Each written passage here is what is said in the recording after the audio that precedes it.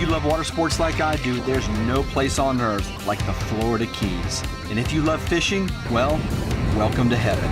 Islamorada in the Upper Keys is considered the sport fishing capital of the world. Hundreds of charter captains make Islamorada their home. And you can easily book a fishing trip with one of these expert guides. Getting to Islamorada is the easy part. Take the Florida Turnpike south and follow the signs that point to the Florida Keys. There is probably no fish that swims in this hemisphere that cannot be caught from the shores of Islamorada. And it's a well-known fact that more IGFA world records have been captured in Islamorada than any destination on Earth. We asked Captain Richard Stanzik of the world-famous Bud and Mary's Marina to show us everything we need to know about renting a charter boat. Can a family come out here and rent a charter boat and have a good time? Yeah, Chad, absolutely. These boats are basically licensed for 6 passengers, and of course we do have multi-passenger boats as well. But you know, something really enjoyable about fishing, sport fishing, is the fact that young children, mom and dad, grandpa, everybody can participate in this, and you know, it doesn't require any level of expertise. But hold on now, you don't want to put grandma and the kids on just any old boat. You need to plan ahead and do some homework before you take that family trip. So what does somebody need to know, Richard, before renting a charter boat? What's some suggestions you have? The number one suggestion is to go with an old established place, somebody who's been here a while. If you know people who can reference other people, in other words, they've been out with them before, and get a recommendation, that's going to help you as well. But I will tell you, in general, in the Florida Keys, it's a good place to go fishing. And there is a quality of both captains and experience here available. What can they expect to catch? You know, in Islamorada, something's biting all 365 days a year. But what's unique is every fish has a season. Like in the winter, sailfish are definitely here from November right on through May. Come out in the summer, you're going to be looking for mahi-mahi or dorado. Up and down our reef line in the wintertime, we catch cobias, kingfish, yellowtails, mutton snappers, African pompanos, amberjacks. Just about anything you want to catch can be caught during that time of the year. And in the summer, further offshore, a lot of tunas and amberjacks around the humps. So everything's seasonal, but something's always biting. What do they need to bring? These boats provide everything. But you will need to provide something to eat and something to drink.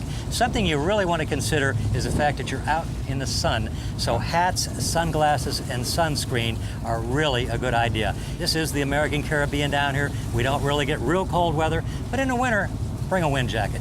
So I noticed this stuff on your nose right here. You mind if I borrow a little bit of that? No, you're welcome. What about motion sickness? You know, there are some people who occasionally are prone to seasickness, and my suggestion then is, of course, to get the proper medication, take it the night before. They say occasionally you get tired if you take the medicine. Tired is much better than seasick, so easy to overcome with proper medication. Remember that, tired is much better than seasick. On a trip like this, you never know what you're going to catch, from musclefish to small fry. And that keeps it exciting for every member of your family. Whoa, nice fish, eh, Richard? This is what it's all about, renting a charter boat here in Islamorada. Lots of fish. Look at that sucker. There you go. Keep him high in the air like that now. Reel down, reel down, reel down. All right. Hey, that's a fatty. That's a nice fish. I'm the fish whisperer, man. You just... Actually, we're going to... there you go. After catching a few small fish, it was time to head out for deeper water, where I was hoping to tangle with the big boys. We'll be fishing 35 miles offshore in more than 1,700 feet of water for one of the most prized and respected fish swimming. Well, I'll let Captain Stanzik tell you what we're going after. But you know, our main target today, we're going to be looking for the greatest fish of them all. We're going to be looking for the broadbill swordfish. And on our last drop of the day, we finally connect with a sword. Big fish coming to the surface. Another mark coming in. This battle's just Man, begun. it's a strong, strong fish. He's just begun. This fish came up out of the cold. He was a bit stunned. He saw the boat. Now he knows we're here. Now he's sitting in this warm water and he's getting his blood going. So the battle's going to be on. With the help of Captain Stanzik and his crew, I'm able to keep this huge fish on the line. Just barely. He's undoing everything I just done. This is a fish of a lifetime. He's taking line out. Starting to angle up. Chad, you've had this fish on over an hour, and it is a big fish. It could approach 300, 350 pounds.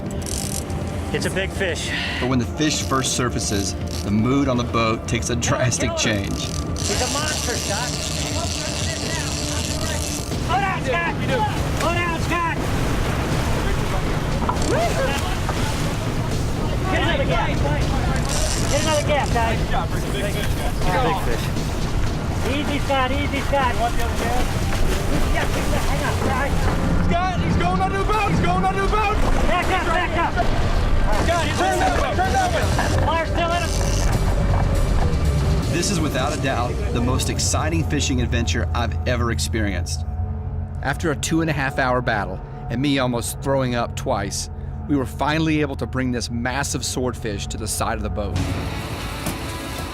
All right, guys. All right, hang on to him. It's an absolute monster. Chad, Oh my gosh. you're now officially one of the old men of the sea. You know what, Richard? this is- Now I get it. You get it? I get what the hype is about. I I'm get glad what you sword got it. fishing is all about. Let's see if we can get this fish in the boat here now. This fish is so big they can't get him to the door. Oh, guys. This has been a battle, guys. This has been a battle. Son of a gun. What a fish. Look at this fish. He's an animal. We just pulled a dinosaur out of the ocean. Absolutely amazing. Now, there's no guarantee you'll hook a swordfish, but your captain and crew will do everything in their power to make your fishing trip exciting and memorable. So let's see what we know about chartering a fishing boat. You'll want to book a well-known captain with an established charter company. Bring food and water, sunblock, protective clothing, and if you need it, sickness medicine, which I highly recommend. You've got to put Islamorada sport fishing on your must-do travel list. It's one of the most spectacular stretches of water on the globe, and it's right off Florida's coastline. And even if that big one gets away, Richard says be patient, he'll come up. I guarantee you and your family will have an experience that will be talked about for years to come. We caught all kinds of things today, but the granddaddy grand prize was a 440-pound broadbill swordfish. Islamorada. What it's all about right here.